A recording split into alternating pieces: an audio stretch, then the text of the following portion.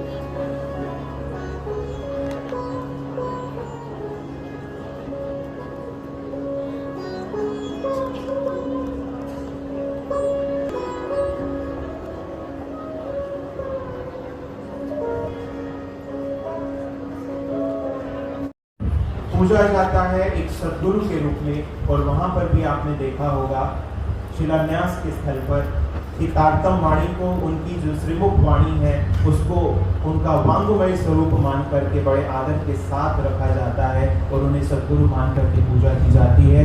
उनके ये वचन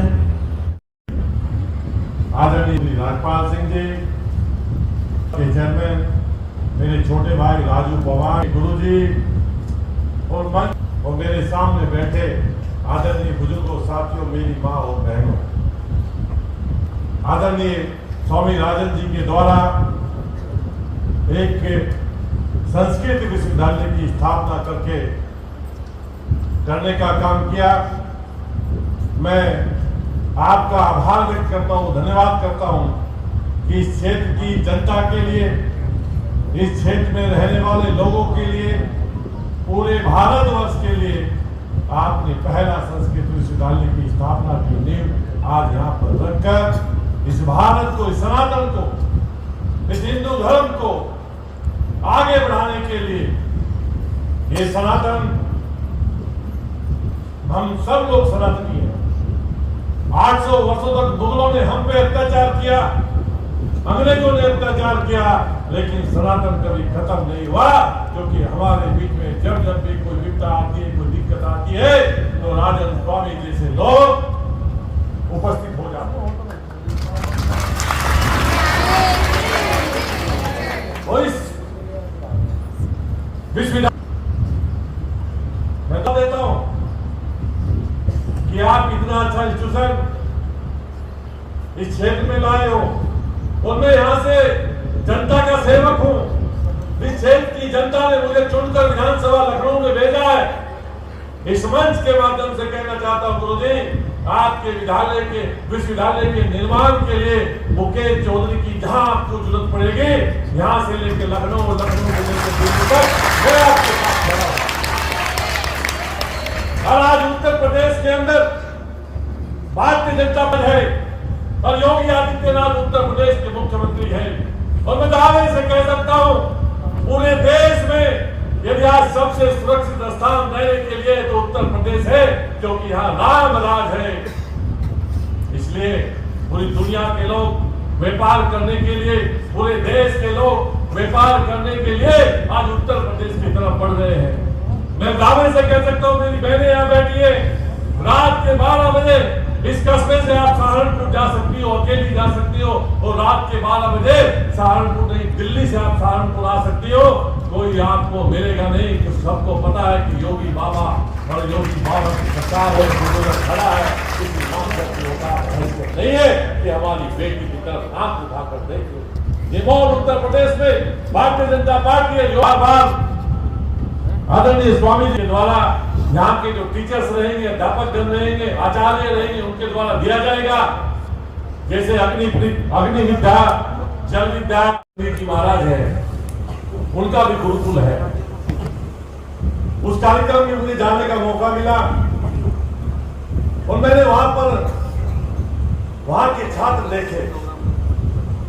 मंच पर हम सब लोग बैठे थे, उन बच्चों को कहा, स्वामी जी ने कि पट्टी बांध दी जाए और इन बच्चों से कोई भी आप जो जनता में बैठा है, जो आप पढ़वाना चाहते हो, आज के जेब में जो कागज वो दे दो, ये पढ़ देंगे। और उन्होंने पढ़ने का काम कर दिया।